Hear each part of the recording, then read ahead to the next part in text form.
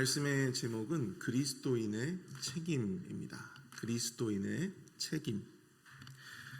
17세기 초부터 유럽의 청교도인들은 신앙의 자유를 찾아 유럽을 떠나 미 대륙 이곳으로 건너오게 됩니다. 목숨보다 신앙이 중요해서 대서양을 건넌 그들이었지만 시간이 지날수록 그들의 신앙도 조금씩 변질되게 되었습니다. 형식적이고 교조적인 그런 신앙으로 바뀌게 된 것이죠. 그래서 그에 대한 반동으로 18세기부터 개인의 영적인 갱신을 주장하는 그런 운동들이 벌어지게 되었습니다. 우리는 그것을 대각성 운동이라고 이야기를 합니다. 이 대각성 운동이 미국 전체에서 총 4차례에 걸쳐 일어나게 되는데요. 그 운동을 통해서 참 많은 개인의 어떤 영적인 갱신이 이루어지기도 했지만 뿐만 아니라 교회뿐만 아니라 이 사회 각처에 여러 가지 어떤 무브먼트들이 나타나기 시작했고 또 개혁이 일어나게 되었다라고 하는 것이죠. 여성들의 인권에 관심을 가지고 또 그것을 여성 인권을 신장시키자라고 하는 노력들이 이루어지기 시작했습니다. 또 여성들 또 흑인들에 대한 참정권을 이야기하게 되었습니다. 흑인 노예 해방을 또한 이루어지게 되었고 공립교육에 관심을 갖게 되었어요. 그래서 당시 초기에 미국의 기틀을 열었던 9개의 주가 있지 않겠습니까? 그 주에서 각자 공립대학을 세우고 또 공립학교들을 세워서 다음 세대를 키워나가는 어떤 그러한 일에도 열을 올리게 되었습니다.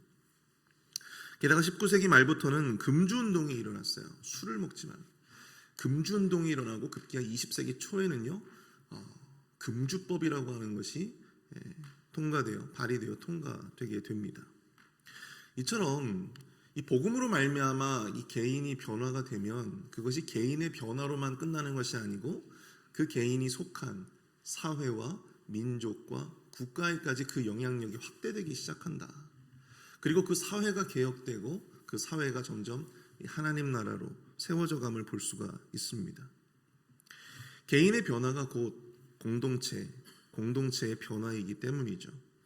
그래서 우리는 개인의 어떤 그 변화가 결국 그 공동체로 이어지게 됨을 볼 수가 있는데 오늘 새벽에는 특별히 본문의 말씀을 근거로 해서 복음으로 말미암아 변화된 우리가 국가와 또한 이웃에 대해서 어떤 관점과 기준을 가지고 살아야 하는지 그 영향력을 확대시키기 위해서 이 사회와 나라가 더욱더 거룩하게 하나님께 드려지기 위해서 우리가 어떤 기준을 가지고 살아가야 하는지에 대한 영적 교훈들을 살펴보고자 합니다. 첫 번째로 국가와 사회의 일원으로서 우리가 가지는 책임을 다해야 된다라고 하는 사실입니다.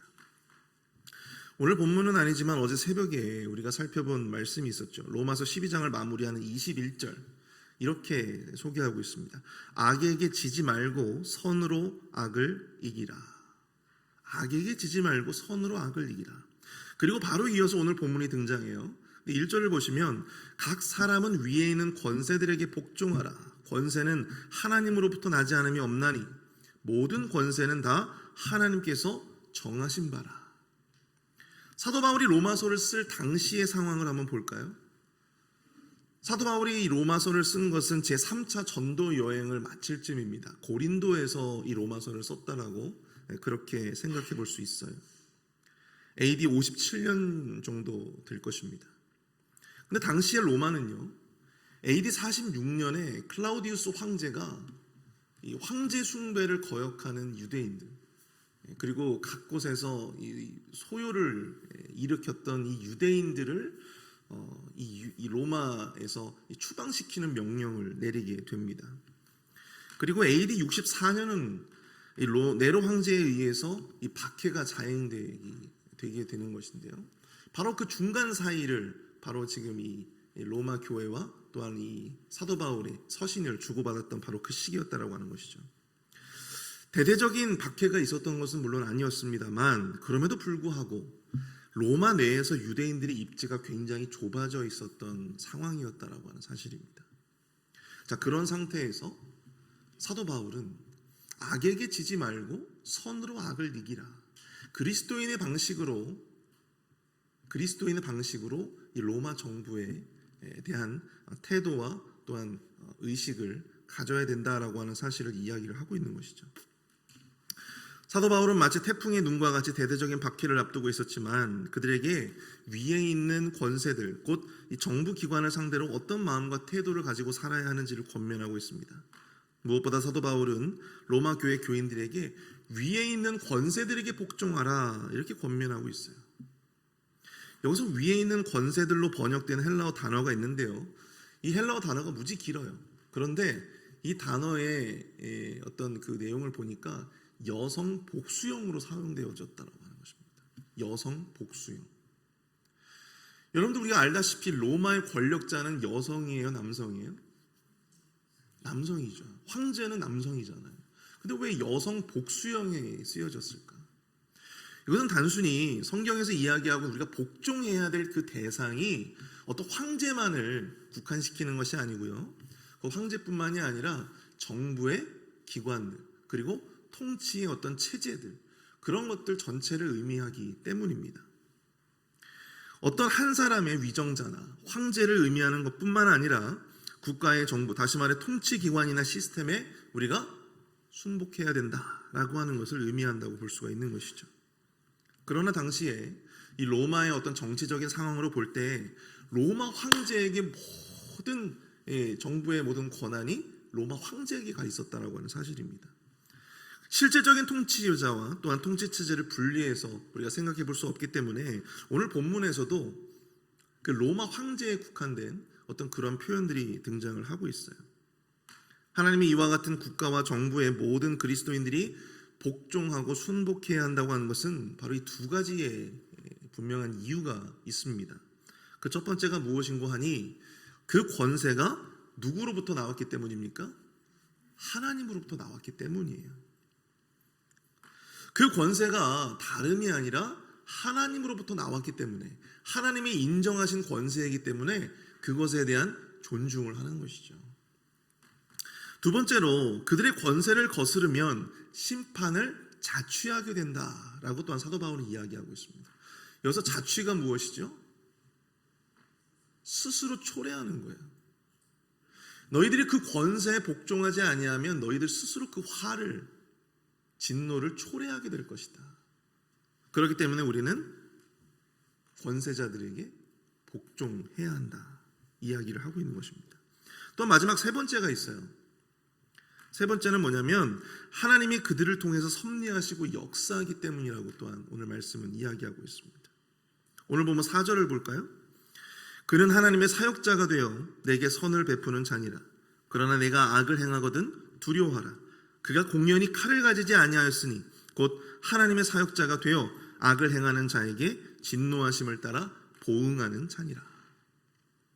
하나님이 국가와 정부 그리고 이 위정자들을 통해서 선을 행하는 자를 칭찬하시고 악을 행하는 자를 어떻게 해요?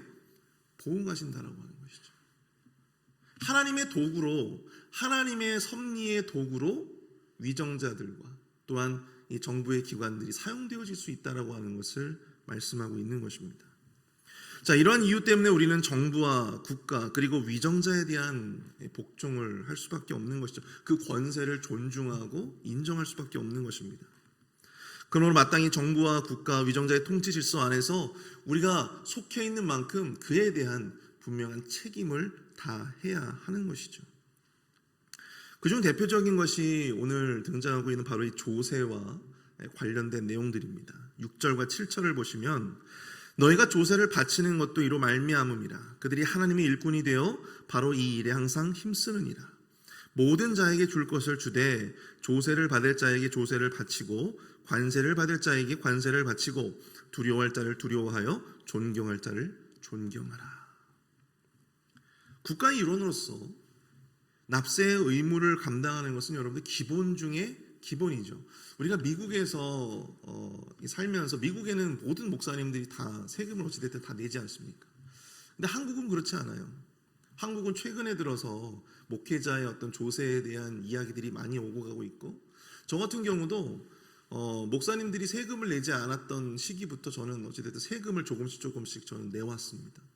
지금까지도 세금을 내고 있어요. 여러분, 국가의 일원이라면 신앙의 유무를 떠나서 국가의 일원이라면 당연히 그 국가의 일원으로서의 책임을 다해야 하는 것입니다. 그것이 바로 하나님의 뜻이라고 하는 것이죠. 여러분들 여호와의 증인들 아십니까? 이 여호와의 증인들은요, 이 군복무의 책임을 다하지 않습니다. 왜 그럴까요? 이 피 흘리지 말아야 된다라고 하는 것 때문에 그들은 전쟁에 나가서도 총을 잡지 않아요. 집총 거부를 하게 됩니다. 그래서 자신들이 감옥에 갈지언정 결단코 남들에게 피해를 줄 수 있는 총을 잡을 수 없다, 그렇게 이야기를 합니다. 여러분, 이거 성경적인 원리에도 사실 맞지가 않는 것이죠. 여러분, 성경이 전쟁을 거부한 적이 있습니까?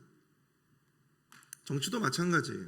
어떤 분들은 종교는 세상 정치에 관여하지 말아야 된다라고 하면서 마땅히 우리가 감당해야 될 어떤 투표, 여기에도 사실 소홀히 하는 많은 분들이 계십니다. 그러나 그것도 믿는 자가 취해야 될 바른 태도가 아니라고 하는 것이죠. 여기서 우리가 짚고 넘어가야 할 것이 있습니다. 그리스도인들이 국가와 정부와 위정자에게 복종하는 것, 또한 그 일원으로서 또 그 권세 아래에 있는 자들로서 우리가 그 책임을 다해야 되는 것은 하나님의 분명한 뜻이에요. 그런데 중요한 것은 만약 그 체제 안에서 우리가 그 책임을 다해야 되는데 만약 그 국가와 정부와 위정자가 하나님의 뜻에 반하는 일을 우리에게 요구한다면 어떻게 해야 할까요? 그것은 바로 오늘 본문 1절을 여러분들이 보시면 알 수 있습니다. 오늘 본문 1절을 보시면요, 각 사람은 위에 있는 권세들에게 복종하라. 권세는 하나님으로부터 나지 않음이 없나니 모든 권세는 다 하나님께서 정하신 바라. 우리가 국가와 정부 위정자들에게 복종하는 것은 그들의 권세가 누구로부터 나왔기 때문이라고 했죠? 하나님으로부터 나왔기 때문에 우리가 권세에 복종을 하는 거잖아요.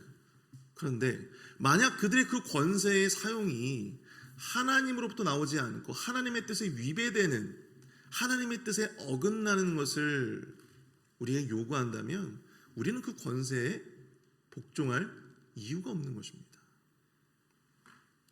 스스로 그것을 남용하거나 스스로 하나님의 뜻과 위배되는 것을 그리스도인들에게 강요한다면 우리는 그것을 충분히 방어하고 또 그것에 거부할 수 있는 그러한 권리가 있는 것이죠. 예를 들어서 우상 숭배를 강요하거나 동성애와 같은 것들, 여러분, 우리나라에는 그 동성애 차별법이라고 하는 것이 있어요. 바로 이런 것들, 이 하나님의 뜻에 반하는 어떤 정책들, 이런 법안들에 대해서 우리의 뜻을 자유롭게 개진할 수 있는 자유가 있다고 하는 것입니다.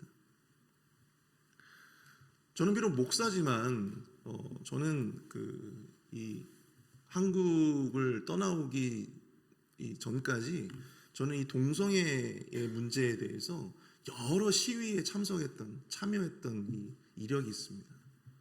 지역 신문에도 나왔었어요. 적극적으로 이 반대 의사를 피력을 했어요. 그것이 저는 성경적으로 옳다고 생각하기 때문입니다.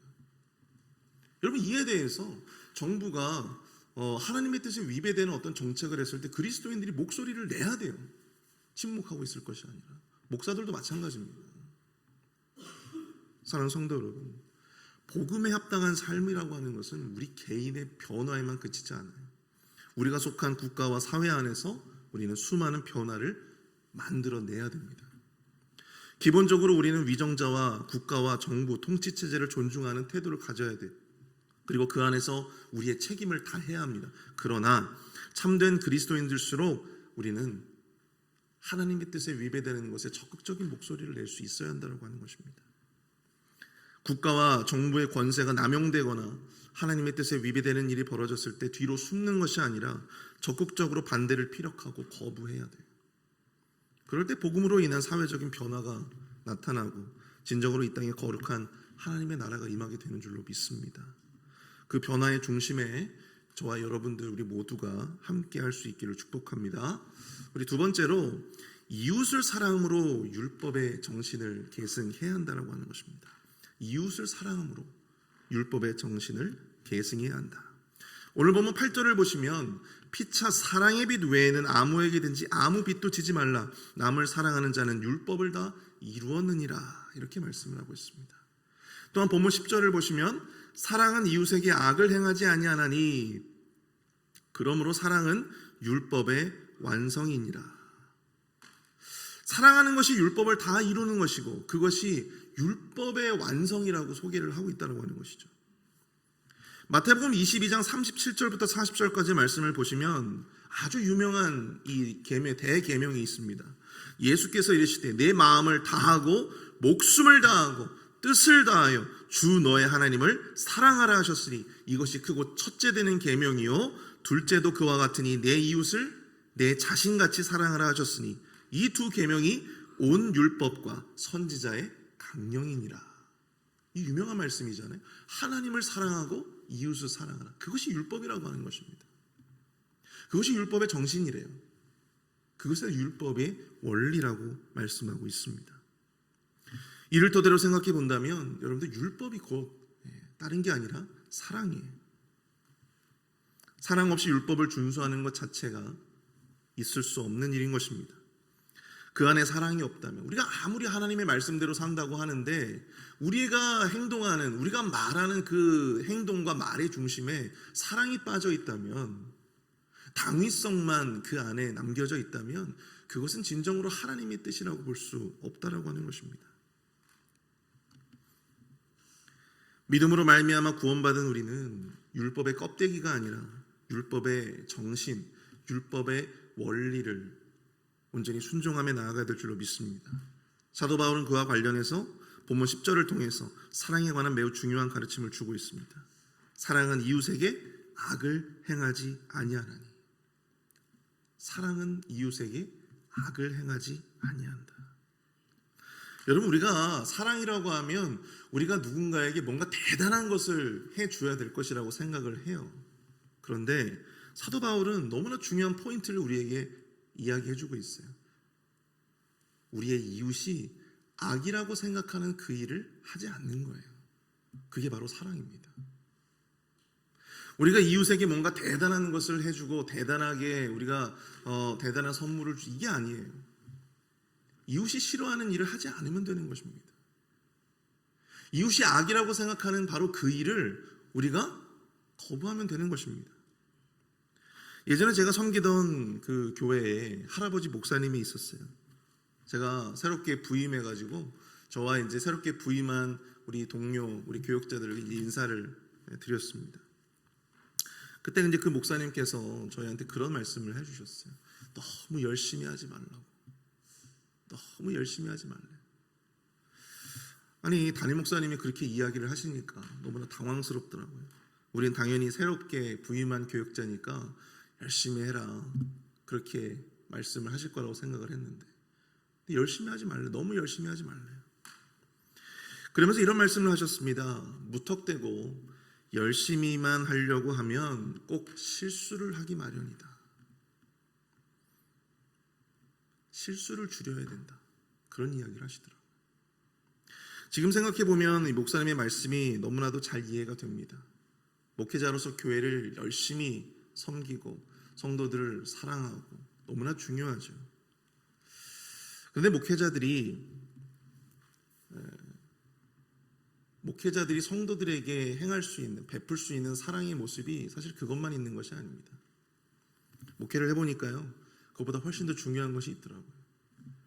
성도들이 싫어하는 행동을 안 하면 되는 거예요. 그렇죠? 저희 아버님, 저희 장인어른이 항상 하시는 말씀이 있습니다. 교회에서 항상 목회자가 인사를 잘해야 된다. 저희 아버님이 장로님이신데요, 교회 이 목사님들이 인사 안 하는 목사님들이 그렇게 많대요. 여러분, 맨날 설교 잘하고 또 맨날 열심히 사역하면 뭐합니까? 성도들에게 인사 안 하고 기본적인 것조차 하지 않는다면 그게 무슨 의미가 있겠어요? 우리가 사랑이라고 하는 것은 상대방이 원하는 것을 해주는 것도 사랑이지만 상대방이 싫어하는 것을 안 하는 것도 사랑입니다. 믿으십니까? 여러분, 대단한 것을 실천하려고 하지 마세요. 상대방이 하기 싫어하는 거, 또 듣기 싫어하는 말을 안 하면 되는 거예요. 사랑하는 성도 여러분, 뭔가 대단한 방법으로 우리가 사랑할 수도 있겠지만 여러분, 그것만이 사랑의 전부는 아닙니다. 우리의 이웃이, 우리의 남편이, 또 우리의 아내가, 우리의 친구들이 싫어하는 행동들을, 싫어하는 말을 안 하려고 노력하는 것, 그것도 사랑입니다. 사랑의 실천을 무언가 대단한 것을 주는 것으로 오해하지 않으시기를 바랍니다. 이웃에게 선을 행하는 것도 사랑이지만 이웃에게 악을 행치 않는 것도 사랑입니다. 큰 것이 아니라 작은 것부터 사랑을 행동하고 실천하시는 저와 여러분들 될 수 있기를 축복합니다. 오늘 또한 본문의 마지막으로, 오늘 본문 11절부터 14절까지에 보시면 종말에 근거한 삶에 대해서 이야기하고 있는데요, 우리가 책임져야 될 것은 이 국가와 이웃에게만 있는 것이 아니고요, 우리 그리스도인의 책임의 영역이 닿는 것은 바로 우리 자신에게 부여된, 종말의 때까지 우리 자신에게 부여된 우리 인생에 대해서 충실히 책임을 감당해야 한다라고 하는 사실입니다. 여러분, 오늘 본문을 보시면 11절과 12절을 보시면요, 또한 너희가 이 시기를 알거니와 자다가 깰 때가 벌써 되었으니 이는 이제 우리의 구원이 처음 믿을 때보다 가까웠습니다. 밤이 깊고 낮이 가까웠으니 그러므로 우리가 어둠의 일을 벗고 빛의 갑옷을 입자. 사도 바울의 이런 이야기처럼 당시 초대교회 성도들은요, 예수님이 다시 오시는 그 재림의 때가 임박했다라고 생각을 했어요. 이제 조금만 우리가 이 영적인 어두움을 조금만 견디고 참으면 이제 주님께서 곧 오신다라고 하는 어떤 믿음이 그들에게 있었다라고 하는 사실입니다. 근데 문제는 몇몇 이 그리스도인들 가운데에는 어차피 이제 세상이 끝날 테니까 우리가 이 세상에서 어떤 육체적인 쾌락을 즐기고 이런 것을 당연하게 생각하는 사람들이 생겨나기 시작했다라고 하는 것이죠. 우리가 알다시피 이 영지주의, 당시에 어떤 횡행하고 있었던 어떤 철학의 중심에는 영지주의가 있지 않습니까? 이 영지주의 핵심이 뭐예요? 영은 거룩하고 육은 더럽고 악하다. 그래서 이 더럽고 악한 이 쓸모없는 육체를 그냥 아무렇게나 방종하는 것, 그냥 죄악 가운데 던져주는 것, 이것을 그렇게 심각하게 고려하지 않았다라고 하는 사실이죠. 그래서 오늘 사도 바울은 이야기하고 있습니다. 종말의 때가 가까웠다고 우리의 몸을, 이 육신을 악에게 던져주고 방종하고 방탕하고 술 취하고 음란하고 호색하는 그런 일에 우리의 몸을 내어주지 말라고 이야기를 하고 있는 거예요. 여러분, 종말의 때까지 우리가 할 수 있는 것은 바로 우리에게 주어진 그 인생을, 우리에게 주어진 이 삶을 책임 있게 그 인생을 살아내는 것입니다. 여러분들, 우리에게 주어진 이 삶을 우리가 책임감 있게 감당하는 것도 하나님께서 우리에게 요구하신 굉장히 중요한 사회적 책임이다라고 하는 사실이죠. 그리고 오늘 14절에서 말씀하고 있습니다. 오직 주 예수 그리스도로 옷 입고 정욕을 위하여 육신의 일을 도모하지 말라. 여기서 육신의 일을 도모하지 말라라고 하는 것이요, 육신의 일 가지고 근심하지 말라, 이 말이에요. 육신의 일 가지고 근심하지 말라. 하나님께서 책임지신다라고 하는 사실입니다. 우리가 오늘 세 가지의 중요한 책임에 대한 부분들을 살펴봤습니다. 첫 번째로 우리가 이 정부와 권세, 이 나라와 국가에 우리의 책임을 다하는 것, 또 우리가 이웃에게 사랑으로 우리의 책임을 다하는 것, 마지막으로 이 종말의 때를 살아가는 우리의 인생, 우리의 삶에 대한 책임을 스스로에게 다할 수 있는 것.